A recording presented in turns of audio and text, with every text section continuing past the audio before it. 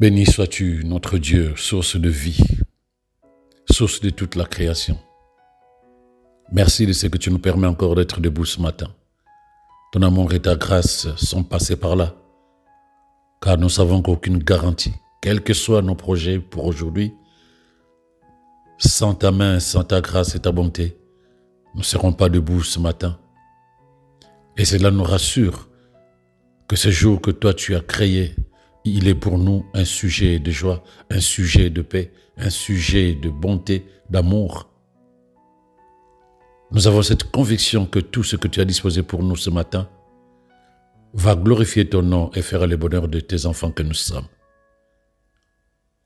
Que la louange te revienne, car nous sommes conscients que sans toi, nous ne serons pas là où nous sommes. Quels que soient nos projets, quelles que soient nos qualités, nos compétences humaines, c'est ta grâce seule qui nous fait vivre chaque jour. Nous sommes reconnaissants et bénissons ton nom, dans le nom de Jésus. Amen. Shalom, shalom, bien-aimés. Alors, aujourd'hui, je vais nous lire un verset, Luc 13, versets 7 à 8. C'est une parabole que Jésus a donnée à ses disciples. Donc, il dit ceci. Il dit aussi cette parole. Un homme avait un figuier planté dans sa vigne. Il vint pour y chercher du fruit. Il n'en trouva point. Alors il dit au vigneron, « Voilà 3 ans que je viens chercher du fruit à ce figuier, et je n'en trouve point. Coupe-le, pourquoi occupe-t-il la terre inutilement ?» Le vigneron lui répondit, « Seigneur, laisse-le encore cette année. Je creuserai tout autour et je mettrai du fumier. Peut-être qu'à l'avenir donnera-t-il du fruit, sinon tu le couperas. » Donc cette parabole, peut-être tu l'as déjà lue, tu l'as déjà entendue, enseignée quelque part. Mais lorsque tu regardes dans la Bible, il y a cette histoire, avec Jésus, il y a deux figuiers. Donc il y a ce figuier que son propriétaire voulait faire couper, parce que pendant 3 ans, il venait chercher de figues, il n'en trouvait pas. Et c'est le jardinier qui dit non, laisse-le encore 1 an. Je veux arranger autour du figuier. Je vais mettre du fumier. Si à la fin de l'année prochaine, il n'y a rien l'arbre ne porte pas de fruits, tu peux le faire couper. Il y a encore ce figuier où Jésus se promenait avec ses disciples. La Bible dit qu'il avait faim. Il se détournait pour aller vers un figuier qui était sur le chemin sûrement. Il s'attendait à ce que ce figuier porte des fruits. Mais il y a une précision qui est portée dans la Bible. La Bible dit que le figuier avait des feuilles vertes, mais ce n'était pas la saison de figues bien précisée.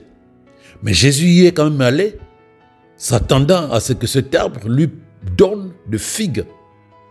Et il n'a pas trouvé. Tu sais ce qui s'est passé? Il a maudit l'arbre. Plus personne ne mangera de tes fruits. On peut se poser la question, mais c'était quoi le problème? C'était quoi le problème? Pourquoi Jésus a-t-il maudit le figuier alors que ce n'était pas la période de figues? Et pourquoi le propriétaire de ces figuiers avait décidé de le faire couper? Il y a une chose que tu dois savoir, bien-aimé, par le Saint-Esprit en toi. Quand la Bible dit dans 1 Corinthiens 3, 16, « Ne sais-tu pas que tu es le temple de Dieu et que l'Esprit de Dieu habite en toi ?»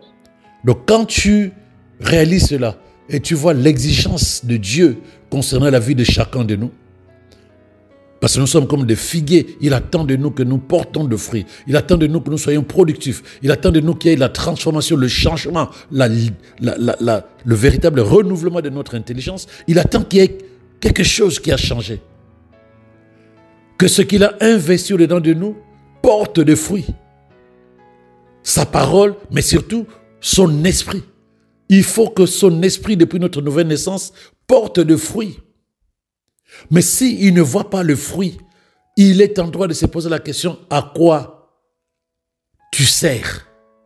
À quoi tu sers? À quoi nous servons? N'oublie pas que Dieu vit dans ton corps physique. C'est lui qui le dit. En d'autres termes, Dieu, par le Saint-Esprit, se promène en toi à chaque moment que tu bouges, à chaque moment que tu te promènes, où que tu sois. En ce moment où tu viens de te réveiller pour aller au travail, ou aller quelque part, aller au marché, où que tu veux aller, le Saint-Esprit, Dieu lui-même, va avec toi.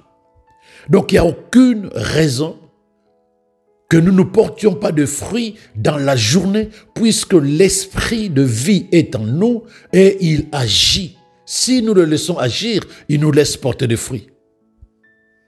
Donc il est en droit de nous poser la question en disant, pourquoi vous ne portez pas de fruits? Ça fait 3 ans que tu es né de nouveau, ça fait 10 ans que tu es né de nouveau, ça fait 20 ans que tu es né de nouveau. Pourquoi tu ne portes toujours pas le fruit de l'esprit? Qu'est fait mon esprit en toi? C'est cette question qui nous est posée ce matin. Dès lors que le Saint-Esprit est en toi, tout ce qui caractérise Dieu, est en toi. Tout ce qui caractérise Dieu te caractérise. Tu ne places plus seulement ta confiance en Dieu. Non. Tu as sa foi. Tu as sa foi. Tu ne ressens plus seulement de l'amour pour Dieu. Non. Tu as son amour. Tu n'as plus seulement la paix en Dieu. Tu as la paix de Dieu en toi.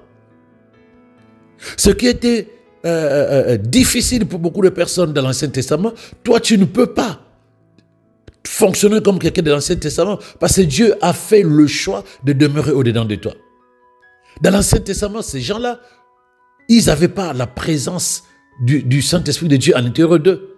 Donc ils vivaient une vie qui était une vie humaine en cherchant à devenir spirituel. Mais toi, tu es esprit par la présence de l'Esprit de Dieu qui dit, qui témoigne, qui affirme, qui déclare que tu es enfant de Dieu. C'est ça.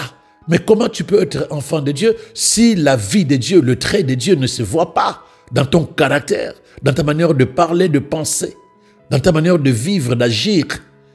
Parce que ça, le trait d'un enfant de Dieu.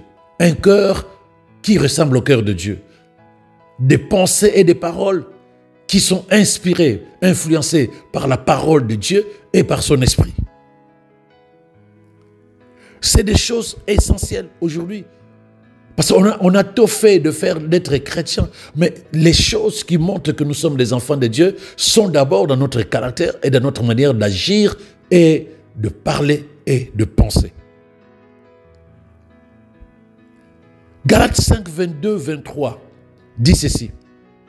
Quant aux fruits de l'esprit, c'est l'amour, la joie, la paix, la patience, la bonté, la bienveillance, je précise, la foi, la douceur, la maîtrise de soi. Aucune loi n'est contre de telles choses. Donc, si tu es conscient que l'Esprit de Dieu en toi produit un fruit qui contient toutes ces choses-là, regarde ton attitude, regarde ton cœur, regarde ton comportement, regarde ta façon de penser. Où est le fruit de l'Esprit de Dieu en toi? Où est le fruit de la présence de Dieu lui-même en toi? Pourquoi l'Esprit de Dieu semble inactif? Parce que ton caractère, ta perception des choses n'est pas encore semblable à l'Esprit de Dieu au-dedans de toi. Donc l'amour de Dieu te permet de l'adorer. Ça fait partie du fruit du Saint-Esprit à l'intérieur de toi. Tu ne peux pas aujourd'hui continuer à négliger le désir de Dieu, la passion pour sa parole. Si tu revendiques que le Saint-Esprit est en toi, alors tu dois avoir de l'amour pour Dieu, pour sa parole. Tu dois avoir le désir de demeurer dans sa présence. Tu dois avoir le désir d'être tout le temps en communion avec lui par le Saint-Esprit. L'amour pour Dieu est en toi. Tu dois avoir le désir de l'adorer, de le célébrer, de le considérer. Il n'y a aucune raison. Et l'amour de Dieu qui est aussi en toi par le Saint-Esprit, te permet d'aimer toutes les personnes, même les plus détestables. Voilà pourquoi Jésus nous a dit, aimez vos ennemis. Voilà pourquoi Jésus nous a dit, aimez-vous les uns les autres comme je vous ai aimé, mais aimez aussi votre prochain comme moi je vous ai aimé. Nous ne pouvons pas justifier, nous ne pouvons pas, bien aimé, nous ne sommes pas capables de justifier devant Dieu et devant les hommes le fait que nous ne soyons pas capables d'aimer Dieu, d'avoir de l'amour pour lui et de faire des choses pour lui, d'abandonner des choses pour lui. Nous ne pouvons pas. Si nous revendiquons le Saint-Esprit à l'intérieur de nous, nous devons accepter que l'Esprit de Dieu nous apporte de l'amour pour Dieu. Et cet amour pour Dieu nous amène à vivre une vie qui plaît à Dieu. Car l'amour pour quelqu'un nous amène à vivre une vie qui lui plaît. Et pareil aussi, l'amour de Dieu est au-dedans de nous. Et nous ne pouvons pas dire, nous ne savons pas comment aimer notre prochain si nous savons que par le Saint-Esprit, il nous a apporté l'amour pour aimer notre prochain comme Dieu nous a aimés. C'est ça qui est important. C'est ce que tu dois comprendre. Ce qui amène Dieu à exiger du fruit au figuier. Il exige aussi du fruit à chacun de nous qui revendique la présence de son esprit au-dedans de lui, à chacun de nous qui revendique la filiation spirituelle en disant « je suis enfant de Dieu ». Tu dis, je suis enfant de Dieu, il attend de toi et de moi le fruit de son caractère. Que notre caractère soit identique à son caractère. Que notre cœur soit identique à son cœur dans la manière d'aimer Dieu, dans la manière d'aimer son prochain. Les deux sont en toi, l'amour pour Dieu et l'amour pour le prochain. La paix avec Dieu te permet d'approcher du trône de grâce avec assurance. Tu t'approches du trône de grâce avec assurance parce que tu as été réconcilié avec Dieu et la paix de Dieu qui surpasse toute intelligence garde ton cœur et tes pensées en Christ Jésus. Tu ne peux pas continuer à t'inquiéter, tu ne peux pas continuer à te préoccuper des choses inutiles jusqu'à perdre du temps, le temps de qualité que tu peux passer dans sa présence. Mais tu es tellement perturbé, agité à l'intérieur de toi que tu n'es plus capable de pouvoir te dire « Je suis en paix, car mon Dieu est ma paix. Par le Saint-Esprit, j'ai la paix de Dieu au-dedans de moi. Et au lieu de m'agiter, de passer du temps à chercher les solutions que j'ai déjà en Christ Jésus, je prends du temps de demeurer dans sa présence, comme disait David. Une seule chose que je désire, c'est demeurer dans ta présence tout le temps et te contempler, pardon. C'est des choses essentielles. Cette paix de Dieu par le Saint-Esprit te permet de t'approcher du trône des grâces avec assurance, comme dit la parole de Dieu. La paix de Dieu te permet de dormir comme un bébé au milieu de la tempête. De lorsque tu commences à t'agiter parce qu'il y a quelque chose qui ne va pas, lorsque tu commences à t'agiter parce que il y a quelque chose qui te manque, c'est comme si l'esprit à l'intérieur de toi n'a pas produit le fruit de l'esprit. C'est comme si l'esprit de Dieu à l'intérieur de toi ne t'a pas permis de pouvoir produire le fruit. Et donc, tu continues à vivre une vie humaine là où, par la présence du Saint-Esprit en toi, tu es à même de vivre la vie de Dieu. C'est la vie de paix, la vie d'espérance.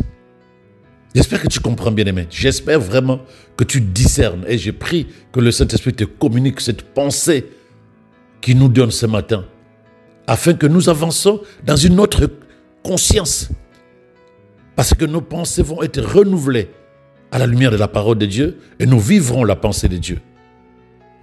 Donc de la même manière que tu as en toi l'amour de Dieu, je ne parle pas de l'amour pour Dieu, l'amour de Dieu, tu as déjà également aussi par le même Saint-Esprit la foi de Dieu. La foi de Dieu. Pas la foi en Dieu, non, la foi de Dieu lui-même. La foi qui lui a permis de créer l'univers sans douter ni hésiter. Tu l'as en toi. Parce que la Bible dit que nous avons la foi que nous a donnée, que nous avons reçue par le Saint-Esprit le jour de notre nouvelle naissance. Donc le Saint-Esprit est venu avec la foi de Dieu. Il est venu avec la foi de Dieu. Il est venu avec la joie de Dieu. Il a mis en nous la foi, la joie, la paix de Dieu. Et tout ce dont nous avons besoin, nous le possédons par la présence du Saint-Esprit en nous, qui a produit le fruit de l'esprit et tout ce qui est à l'intérieur, c'est-à-dire l'amour pour Dieu et pour notre prochain, la joie, car la Bible dit « Réjouissez-vous dans le Seigneur ». Notre joie ne vient pas des choses matérielles, notre joie ne vient pas de ce que les hommes nous promettent, non, notre joie vient dans notre relation avec Dieu et dans l'espérance que notre vie est entre ses mains. La paix, comme je le disais tout à l'heure, nous n'avons pas à nous inquiéter, non, Jésus est notre paix, parce que Dieu a tout mis en lui et nous sommes en Christ. La patience, nous ne sommes pas pressés, non, notre vie est entre les mains de Dieu et nous savons qu'au temps convenable, il fait toutes choses parfaites et merveilleuses. La maîtrise de soi, nous sommes capables de pouvoir nous contrôler, nous retenir, parce que la puissance qui est en nous vient du Saint-Esprit. L'ennemi ne va pas nous séduire en 30 secondes et nous courons vers le piège qu'il a tendu contre nous, non. L'ennemi ne va pas nous tenter jusqu'à tomber parce que nous sommes capables de tenir ferme contre ses ruses. Voilà ce que fait le Saint-Esprit à l'intérieur de nous. Donc lorsque nous avons le Saint-Esprit à l'intérieur de nous, Dieu est en droit de nous demander des résultats. Dieu est en droit de nous demander du changement.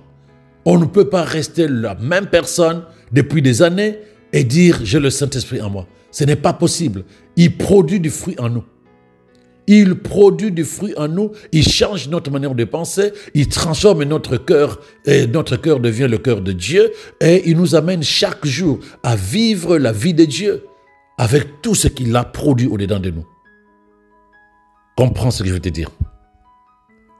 Quelle que soit la situation, nous possédons le moyen de régler le problème. Par la présence de l'Esprit de Dieu en nous, c'est Dieu lui-même qui est capable de résoudre notre problème. Gloire à Jésus. Par la présence de son Esprit au-dedans de nous, nous sommes capables de dire des mots venant de la parole de Dieu et ces mots deviennent vie en contact avec le Saint-Esprit de Dieu. Alléluia.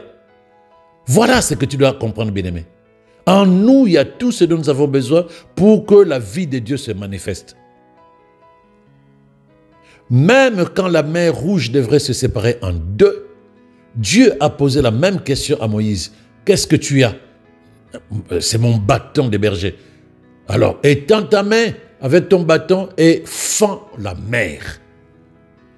Moïse possédait le moyen d'amener le peuple d'Israël à traverser la mer. Il avait le moyen. Dieu ne lui a pas dit, attends, prie. Dieu ne lui a pas dit, attends, je vais faire. Non, étends ta main, Moïse. Étends ta main et fends la mer. Moïse étendit la main et la mer se sépara en deux. En toi, bien-aimé, par le Saint-Esprit et la parole de Dieu, il y a la vie de Dieu, il y a la puissance de Dieu, il y a la capacité de Dieu. Tu ne dois plus être la même personne depuis 15 ans, 20 ans. Tu ne dois plus avoir le même cœur. Tu ne peux plus continuer à vivre la même vie, la même manière de penser. Non, la parole te transforme ta manière de penser. Et l'Esprit prend tes mots pour les transformer chaque jour. Prends en charge ta vie, bien-aimé, car Dieu va te demander des comptes. Il a investi en toi. Le sang de Jésus n'a pas coulé en vain. Il a coulé pour te libérer de cette vie qui a du mal à te lâcher ou que tu as du mal à lâcher. Le sang de Jésus t'a délivré de celui qui s'imposait dans ta vie pour que tu vives enfin la vie de Dieu. C'est un investissement important. La Bible dit que Christ nous a sauvés. Nous avons été sauvés d'un grand prix. Il nous a sauvés par son sang. Nous devons le glorifier dans notre esprit, dans notre âme et dans notre corps. Mais comment tu peux glorifier le Seigneur si ce n'est que dans une vie qui a été transformée en disant, Seigneur, tu as investi. Seigneur, tu as payé par ton sang pour que je sois libéré. Regarde comment je suis devenu. Seigneur, tu as versé de ton sang pour que je sois enfant de Dieu. Regarde les fruits que j'ai produits. Ce sont des fruits basés sur l'Esprit de Dieu au-dedans de moi qui témoignent que je suis devenu enfant de Dieu grâce à toi. Si ce n'est pas le cas, lorsqu'il va te demander des comptes, parce que c'est biblique, il te dit, fais ce que tu as envie de faire si tu veux. Livre ton cœur à la joie. Mais sache que je te demanderai des comptes. Sache que je te demanderai des comptes. Voilà comment Dieu parle à chacun de nous dans Ecclésiaste 12, verset 1. Prends ta vie en charge, bien-aimé, parce que Dieu va te demander des comptes. Il a trop investi en toi pour qu'il n'ait pas envie de te faire couper ou de te faire sécher. Il est souverain, bien-aimé. Nous sommes rentrés dans la dimension Dieu est bon, oui, mais c'est Jésus qui parle de ces figuiers qu'il faut faire couper. C'est Jésus qui a maudit les figuiers qui ne portaient pas de fruits. Un chrétien qui ne porte pas de fruits, à quoi il sert? Un chrétien qui ne vit pas la vie de Dieu, à quoi il sert? Oh Seigneur, aie compassion. Aie compassion. Nous allons prier. Père, je te rends grâce de ce que tu nous communiques chaque jour ta pensée. Je te rends grâce de ce que chaque jour tu nous réveilles. Car certains d'entre nous vivons comme assoupis, somnolents, pensant que nous avons le temps. Oui, nous aurons le temps de régler ce problème. Mais nous ne savons ni le jour, ni l'heure où tu vas nous appeler. Alors ce matin, ta grâce, ta bonté et ton amour nous réveillent encore pour nous faire comprendre que nous avons besoin d'être productifs à cause de l'investissement que tu as mis au-dedans de nous par l'œuvre parfaite de la croix en Jésus-Christ. Oui, cette œuvre nous a libérés d'une vie stérile. L'œuvre de la croix nous a libérés d'une vie improductive. Mais combien d'entre nous sommes-nous encore en train de marcher dans des préoccupations humaines, dans des préoccupations égoïstes?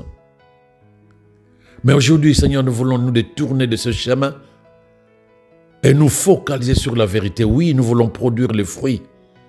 Déjà en nous, le Saint-Esprit, nous voulons qu'il soit actif là où nous ne l'avons pas laissé agir à l'intérieur de nous. S'il te plaît, Esprit de Dieu, prends place et prends place et prends place et sois actif à l'intérieur de nous afin que nous soyons capables de vivre la vie que tu nous apportes par ta présence à l'intérieur de nous. Que le fruit que tu as produit à l'intérieur de nous le jour de notre naissance soit enfin visible. Cet amour, cette joie, cette paix, cette maîtrise de soi. Que nous soyons capables de pouvoir manifester la vie de Dieu au travers de ta présence au-dedans de nous. Oh, merci Père. Merci parce que tu es parfait et en toi il n'y a ni changement ni ombre de variation. Nous prenons en charge nos vies dès ce matin. Car nous savons que tu as investi en chacun de nous au travers le sang que tu as versé en Jésus-Christ, au travers la présence de ton esprit au-dedans de nous, au travers ta parole que tu nous donnes chaque jour. Nous savons que tu es au-dedans de nous. Mais nous n'étions pas conscients pour te laisser agir afin que ta vie se manifeste en chacun de nous, dans notre cœur qui sera transformé dorénavant, dans notre manière de penser qui sera renouvelée par la parole et dans notre manière d'agir au travers de la présence de ton Esprit puissant. Oui, nous le disons encore, nous le déclarons. Ton Esprit est puissamment à l'œuvre en chacun de nous. Il nous rend plus efficaces dans nos actions et dans nos œuvres de justice au nom de Jésus. Nous sommes véritablement habilités à faire des choses au-delà de l'ordinaire.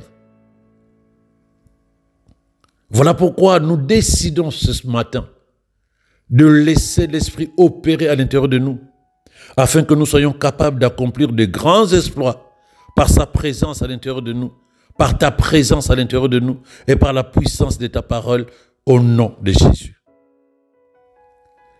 Voilà pourquoi nous affirmons avec foi que tu es notre source. Nous voulons rester connectés à la source qui ne tarit jamais que tu es. Nous voulons rester connectés, fusionnés à toi par le Saint-Esprit, afin que nous devenions un seul esprit avec toi. C'est grâce à ta présence au-dedans de nous par le Saint-Esprit que nous sommes comme un jardin bien arrosé, toujours productif. Il n'y a plus ni échec, ni défaite sur notre chemin. Nous sommes possesseurs de toutes choses. Nous sommes héritiers des bénédictions de Dieu. Nous sommes co-héritiers en Christ Jésus. Au fond de notre cœur, tu habites, tu demeures, tu agis. Oui, j'ai la vie de Dieu en moi. La même vie que Jésus a. Elle coule au-dedans de moi, dans chaque fibre de mon être au nom de Jésus. Merci Seigneur. Cette vie de Jésus au-dedans de moi, par le Saint-Esprit, elle paralyse, elle rend inefficaces les œuvres du diable et ses tentatives sur ma santé, ma mission, ma famille, mes finances et mes affaires au nom de Jésus. Je suis établi par Dieu sur le chemin de la grandeur et je vis et je marche dans la réalité de mon héritage en Christ. Voilà pourquoi j'ai dit que le bonheur et la grâce m'accompagnent toute cette journée et tous les jours de ma vie. Et je demeure dans sa présence jusqu'à la fin de mes jours ici-bas. Au nom de Jésus. Amen. Shalom à toi bien-aimé. Passe une excellente journée.